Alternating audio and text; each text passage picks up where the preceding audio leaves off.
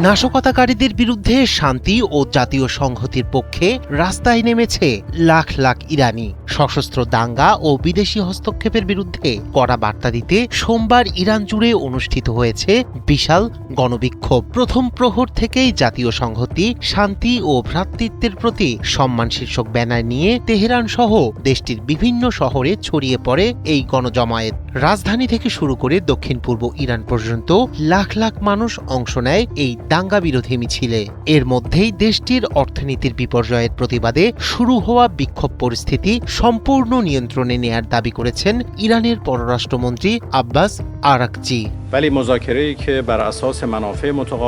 সংঘাত সহিংসতা ভুলে শান্তির বার্তা নিয়ে এবার ইরানের রাজপথে ছুটে এসেছে লাখ লাখ ইরানি। এ সময় আমেরিকা ইসরায়েলের মদতপুষ্ট আন্দোলন বন্ধের আহ্বানে দেশজুড়ে গণসমাবেশ করেন শান্তিপ্রিয় সাধারণ জনতা। ইরানি গণমাধ্যম আল মায়াদিন জানায়, সকালের প্রথম প্রহর থেকেই জাতীয় সংহতি, শান্তি ও ভ্রাতৃত্বের প্রতি সমর্থন জানাতে তেহরান সহ দেশটির বিভিন্ন শহরে ছড়িয়ে পড়ে এই গণজমায়েত। এ সময় ইরানের ইসলামী প্রজাতন্ত্রের পতাকা উত্তোলন করে আমেরিকা ও ইসরায়েলের বিরুদ্ধে স্লোগান দেয় সমাবেশে অংশগ্রহণকারীরা। তাদের একটাই বার্তা, ইরানের অভ্যন্তরীণ বিষয়ে কোনো বিদেশি হস্তক্ষেপ গ্রহণযোগ্য নয়।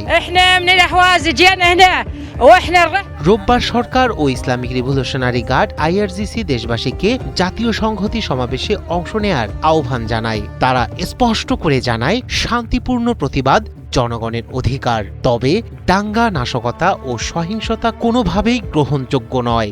একই সঙ্গে সাম্প্রতিক অস্থিরতার জন্য বিদেশি শত্রুদের দায়ী করা হয়।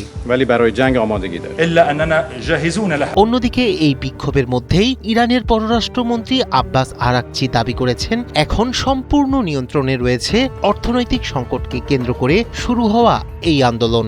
সোমবার তিনি বলেন, শুরুতে আন্দোলন ছিল অহিংস, কিন্তু পরে পরিকল্পিতভাবে সেটিকে সহিংস ও রক্তক্ষয়ী রূপ দেয়া হয়। তার অভিযোগ, এই পরিস্থিতির মাধ্যমে ইরানে হস্তক্ষেপের অজুহাত পান মার্কিন প্রেসিডেন্ট ডোনাল্ড ট্রাম্প। তেহরানে অবস্থানরত বিদেশি কূটনীতিকদের সঙ্গে বৈঠকে আরাকচি বলেন, যুদ্ধ চায় না তার দেশ, তবে প্রয়োজন হলে প্রতিরোধে প্রস্তুত ইরান। একই সঙ্গে তিনি জানান, এখনও খোলা রয়েছে সংলাপের পথ।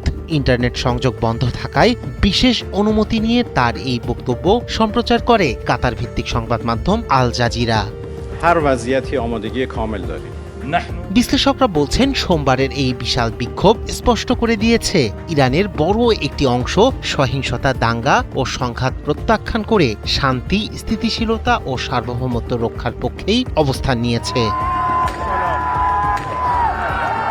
রায়হান কবির শুভ্র, ৭১।